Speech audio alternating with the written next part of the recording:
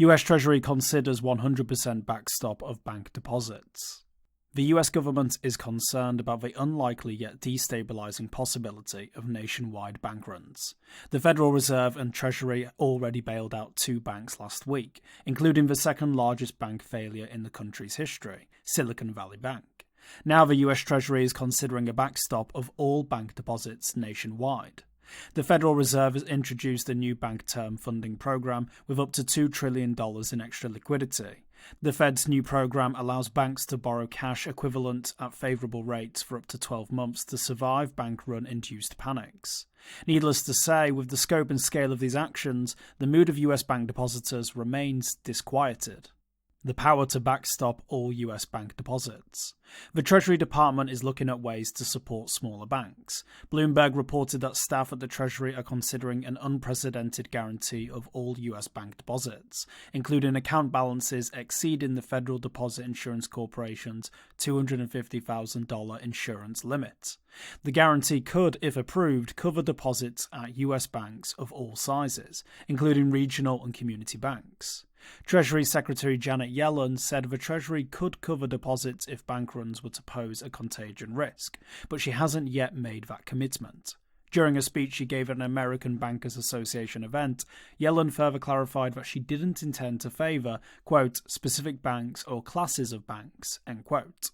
The Treasury could dip into a fund created in the 1930s called the Exchange Stabilization Fund. It usually uses the Exchange Stabilization Fund to trade foreign currencies and loan money to foreign governments. However, with relevance to a nationwide bank guarantee, the Treasury has also used it to make emergency loans to banks. Some members of Congress expressed support for an increase in the Federal Deposit Insurance Corporation insurance limit. The House of Representatives Freedom Caucus opposed the move, saying it would encourage banks to continue engaging in risky behavior at public expense. Regardless, the Treasury is studying legal avenues that could bypass Congress altogether on such an initiative.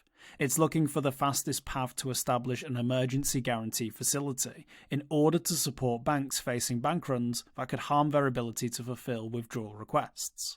The mid-sized Bank Coalition of America requested the move, citing a potential financial crisis.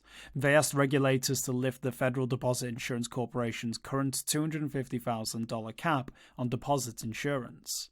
Major banks collapsed this month.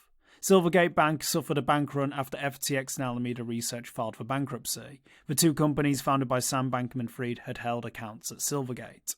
Another large bank, Silicon Valley Bank, also suffered a $42 billion bank run fueled by social media rumors. This run drained its cash reserves. The Federal Deposit Insurance Corporation declared it a systemic risk to the US banking system. It backstopped all deposits in full, even accounts holding more than $250,000. The Federal Deposit Insurance Corporation also backstopped another failed bank this month, Signature Bank. As Credit Suisse succumbed to one of the largest bank failures in world history, the Swiss government, alongside the European Union, orchestrated its bailout by UBS. Many banks are teetering on the brink of bankruptcy this month. Publicly traded bank stocks see steep drops in price. Smaller banks also saw an upswing in withdrawals, sparking fears that the Federal Deposit Insurance Corporation would ignore runs on small banks in favour of giant, systemically important banks.